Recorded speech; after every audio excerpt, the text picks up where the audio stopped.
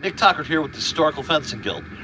Well, folks, I'm not quite sure if I'll be able to edit the noise out, so let's make it really loud after I'm done talking.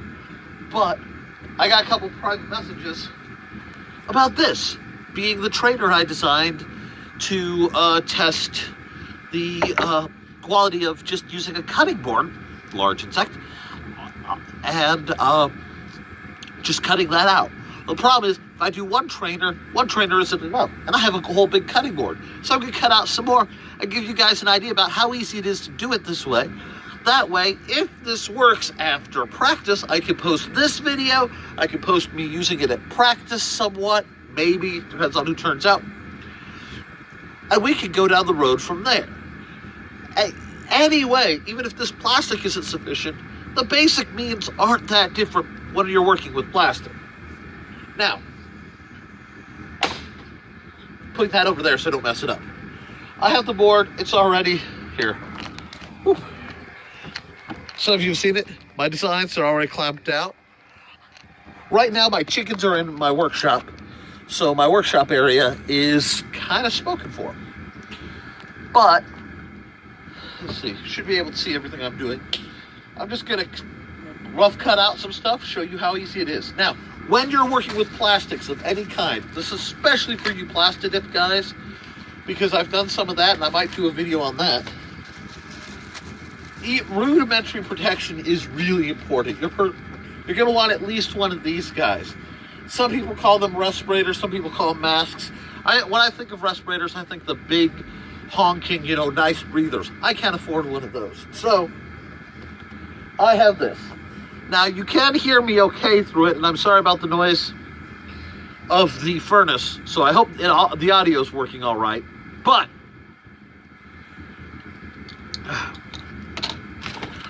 you're also going to have to wear a mask. Now, unfortunately, my glasses goggles. Sorry, old habit. My glasses and if I wear goggles, will fog up. So, I'm setting up these guys, which I just bought from Walmart. Now, the reason I'm being this careful is plastic particulate matter is not nice, okay? It will get down into your lungs. It will mess with you. So you want to be safe. No gloves. I'm using power tools. Power tools will pull gloves in. Still having a little bit of fogging issues, but I just used a dry erase marker to rough everything out. It's holding up well enough. I can just leave it. Tool of choice for this is a nice little variable speed jigsaw. I'm running a generic wood and plastic blade that, as you can see, actually has some plastic left over. It's gonna get loud.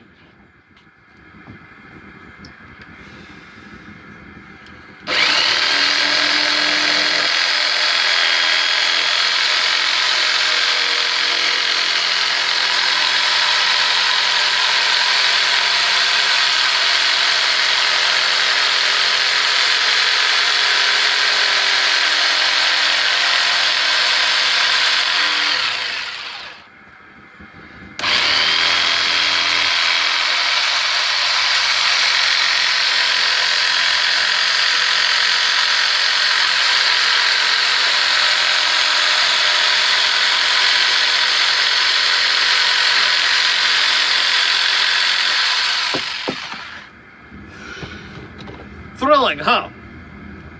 Okay. Now, I could have used quick clips, but I don't have quick clips handy. We're gonna move this for a second.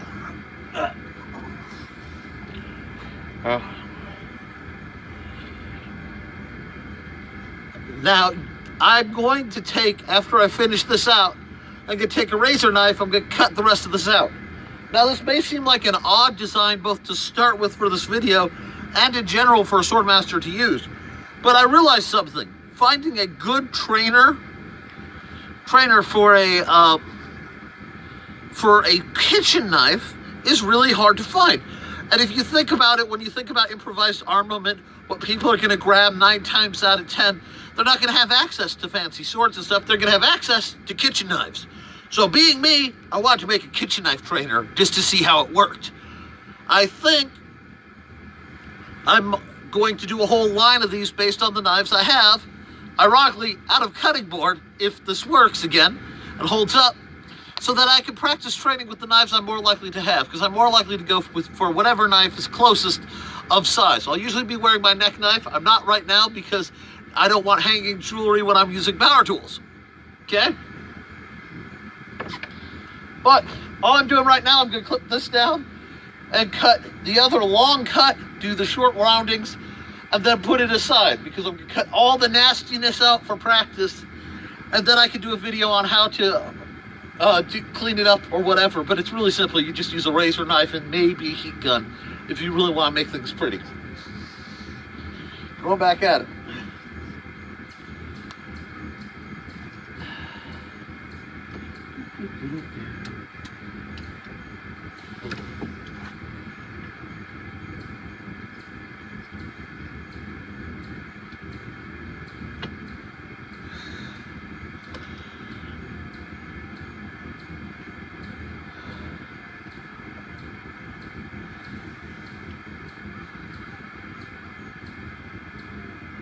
It's a little close, but I've got room, so we're good. As long as I stay in line, my deck will be fine. Yeah.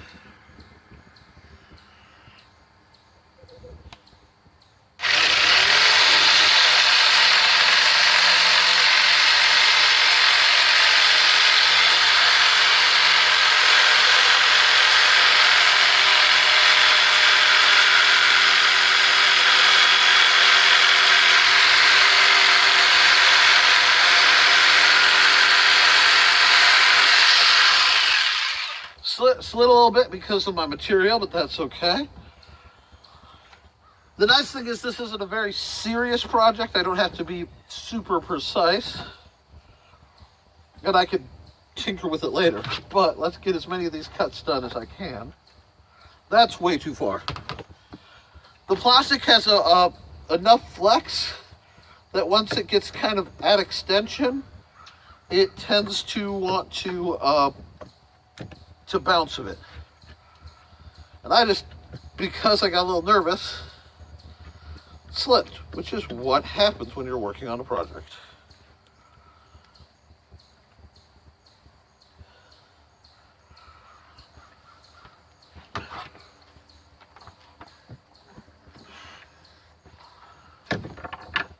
That's why you check everything. Just a second. Sorry for the magic of YouTube land. I actually got to do a pause for that, but dropped the sword. Didn't want to waste time. Okay.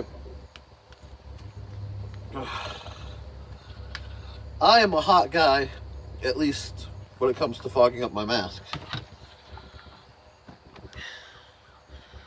You always want to keep hold of the material, but you don't want to cut towards you if you can avoid it.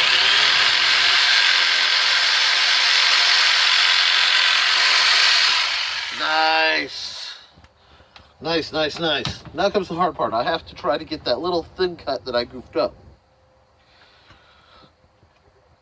Which shouldn't have been an issue. Well, let me see. Do I need to? Yeah, it's a little too thick. That's the problem with being a hobbit, folks. Occasionally my hands just won't deal with oversized weaponry. Let's see. Can I get an angle I like?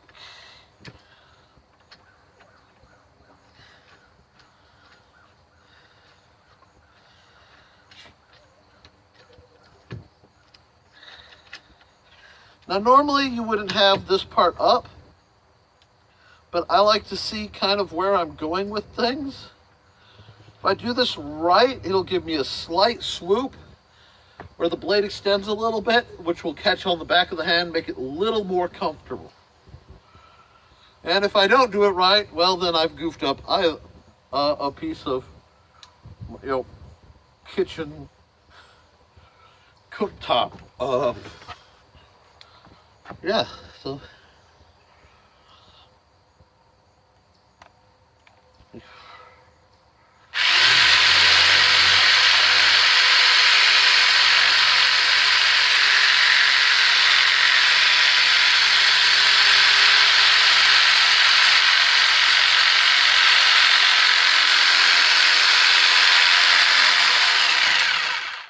I gotta move it. This way.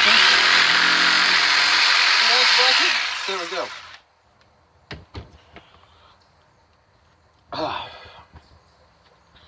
Oh.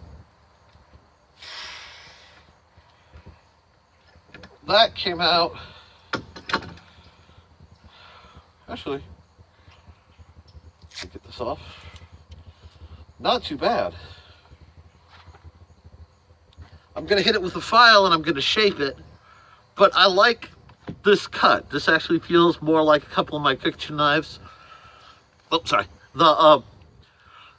This part is a little more rounded than you would find, but I want to give lots of radius to ease the tension in. I think this is going to handle actually really, wow, handles really well. And that's before I shape it. I'm going to use a hand file, just a razor knife to cut this burr off. A hand file is going to shape this, but we're done with this. That's all it takes. Now I can show, a little later I'll do another video, let you see how that works. I still have 3 more swords to do, 2 more, and, oh no, 3 because I have other material. And if you like this video, if you want me to do a continuation, maybe doing a video how to clean up this, let me know. I might just shoot a part 2 working on this very, simple knife, and we'll see. As always, support your local swordmaster. If you like what I am doing, like, share, subscribe, comments, please. I live off of the comments, not just monetarily, but because I want to know I'm doing some good. If you have any questions, and certainly if you feel that I need to argue something, comment it, please. As always, support your local swordmaster.